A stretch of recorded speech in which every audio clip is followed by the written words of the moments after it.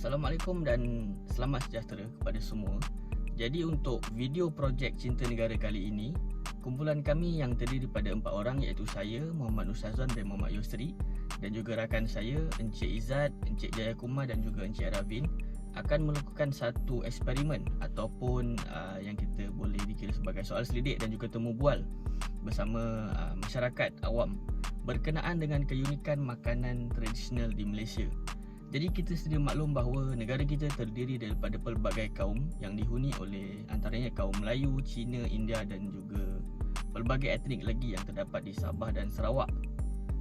Jadi bila terdapat pelbagai kaum, maka terdapatlah banyak budaya, adat, resam dan juga kepercayaan yang diamalkan oleh kaum-kaum ini. Jadi untuk video kali ini kita fokuskan kepada makanan tradisional kerana melalui makanan ini sebenarnya terdapat banyak impak ataupun nilai yang positif yang boleh kita bawakan untuk kita jadikan satu perpaduan antara kaum ini. Dan juga kita hendak lihat sama ada masyarakat di Malaysia ini kenal ataupun tidak berkenaan dengan makanan-makanan tradisional yang ada di Malaysia. Jadi kita perlu banggalah dengan apa yang kita ada di Malaysia ini kerana ia akan membawa satu imej yang baik kepada negara luar ataupun pelancong-pelancong yang akan datang di Malaysia yang ingin melihat keunikan yang ada di Malaysia. Okey, mari kita saksikan visual yang kita boleh paparkan daripada rakan-rakan kita. Mari kita saksikan. Assalamualaikum warahmatullahi wabarakatuh dan salam sejahtera. Nama saya Muhammad Izzat Imeh bin Zaini, pemegang kad Matrix bernombor J46404. Jadi pada hari ini saya akan menjalankan satu eksperimen tentang tahap pengetahuan masyarakat berkaitan kuih-kuih tradisional daripada pelbagai kaum. Kuih yang saya pilih berasal daripada kaum India dan kaum Cina. Eksperimen ini juga saya jalankan di sekitar pejabat saya sahaja dan saya akan pilih 3 orang untuk saya temu bual dan kenal pasti nama kuih tradisional tersebut, simbolik, rasa dan juga bahan yang terkandung di dalam kuih-kuih tersebut semula keputusan dan social eksperimen ini. Jadi jom kita pergi.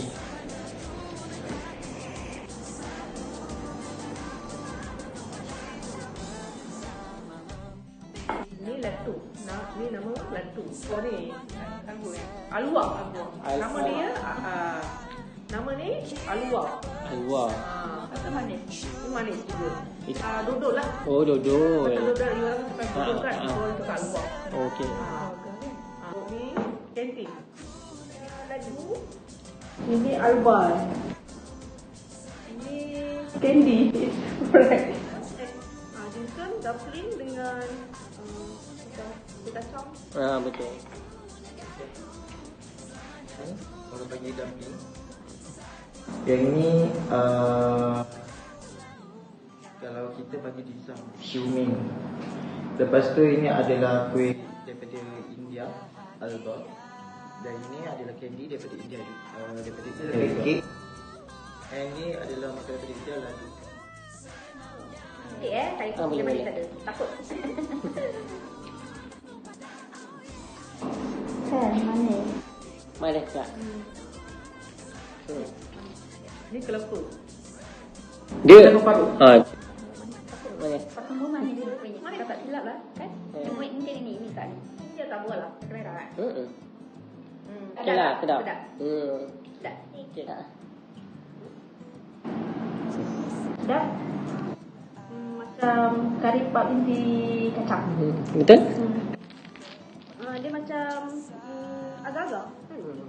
So dia macam jelly. Jelly yang flat. Kalau Macam ada rasa limau. rasa limau. Oh.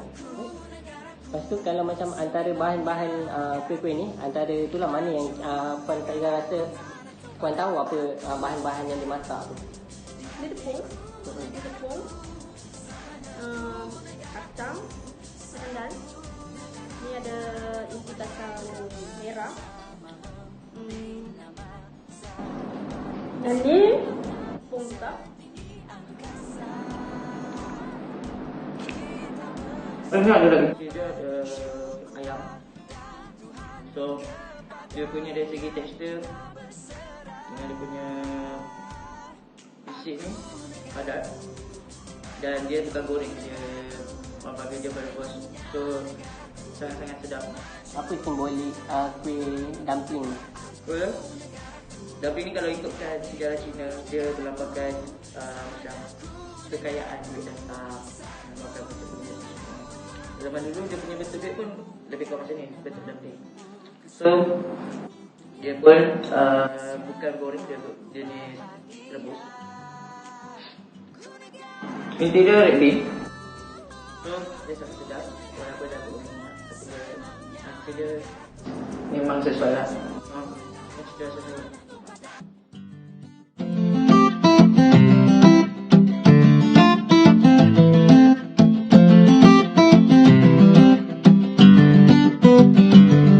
Sedar tanah air aku bertuah di sini, tempatku berjasa. Ku sedar sempurna hidupku di sini, Malaysia ku terhutang budi. Aku negaraku, sememangnya negaraku.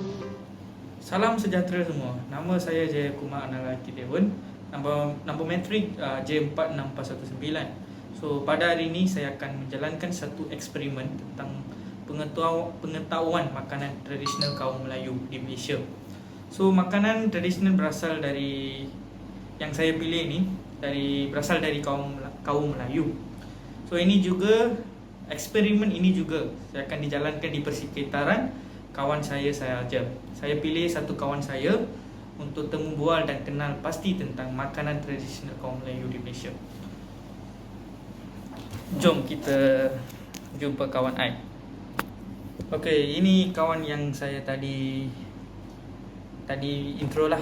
So sekarang dia akan rasa makanan tradisional kaum Melayu. Tapi dia berbangsa India, tapi dia selalu suka makan nasi lemak lah.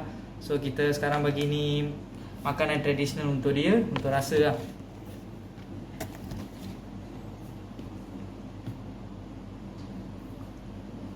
Kawan, macam mana rasa makanan tradisional kaum Melayu ni, nasi lemak? Rasa sedap, enak. Oh, selalu biasa you makan lah setiap minggu? Ya, saya memang suka makanan orang Melayu. Okey, kawan saya tadi tu bagi komen yang baik lah untuk makanan tradisional ni. So sekarang ni saya nak jelaskan banyak maklumat tentang makanan tradisional nasi lemak ni. Okey, nasi lemak terkenal sebagai hidangan kebangsaan Malaysia dan kegemaran orang ramai sepanjang masa.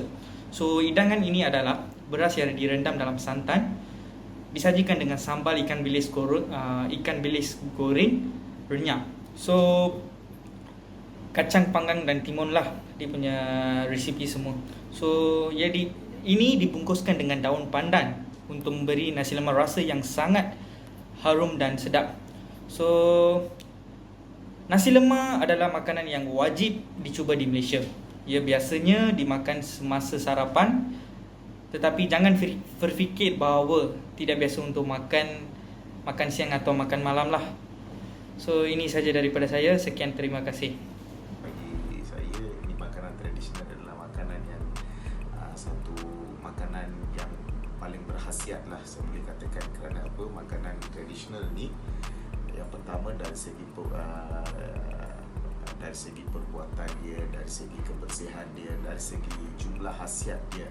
Okey, kerana kita akan memberi kepentingan untuk beberapa komponen dalam makanan tradisional, iaitu dia akan pilih yang contohlah kita boleh ambil makanan tradisional seperti kita ambil makanan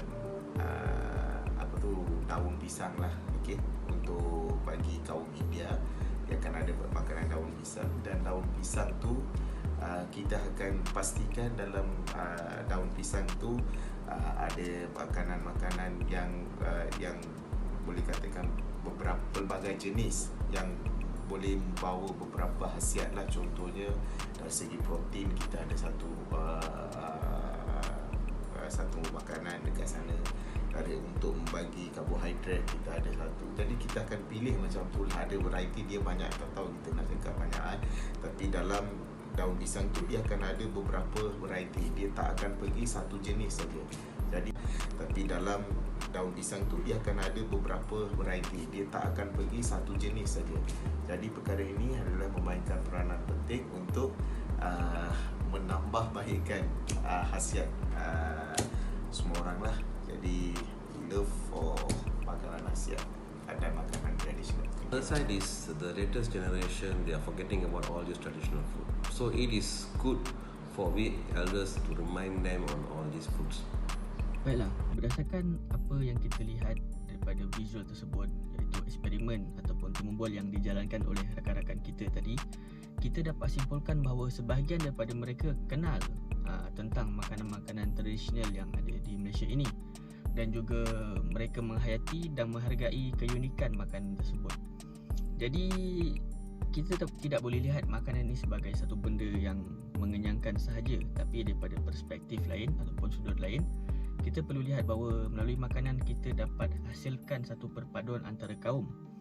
Selain itu, kita dapat menaikkan nama negara dan dengan keunikan kepelbagaian budaya daripada pelbagai kaum, dan juga kita boleh jadikan satu kebanggaan untuk kita sendiri supaya kita kenal tentang budaya adat resam yang terdiri daripada pelbagai kaum yang ada di Malaysia ini. Salah satunya impact adalah perpaduan dan suasana harmoni yang dapat dieratkan di antara kaum, disebabkan Malaysia mempunyai bilangan kaum yang berbeza-beza. India, Melayu, Cina, Puak Kadazan di Sabah Sarawak. Okay? Selain daripada itu, masyarakat juga dapat pendedahan mengenai keunikan makanan tradisional, pakaian tradisional, disebabkan banyak kaum, berbilang kaum di Malaysia. Lagi satu, kita impak pakaian tradisional atau makanan tradisional, kita dapat melihat supaya ianya tidak dilupakan apabila kita untuk masa hadapan, pada masa hadapan yang akan datang, anak-anak kita di masa hadapan tidak mudah melupakan yang bahawa pakaian tradisional, makanan tradisional yang berbilang kaum ini dapat diperkenalkan kepada mereka juga. Inilah salah satu beberapa impact makanan dan pakaian tradisional kita. Jadi diharapkan sebagai rakyat Malaysia, kita hendaklah menjaga keunikan khazanah adat resam budaya yang terdapat di Malaysia ini, supaya negara kita akan menjadi negara yang lebih baik, maju ke depan.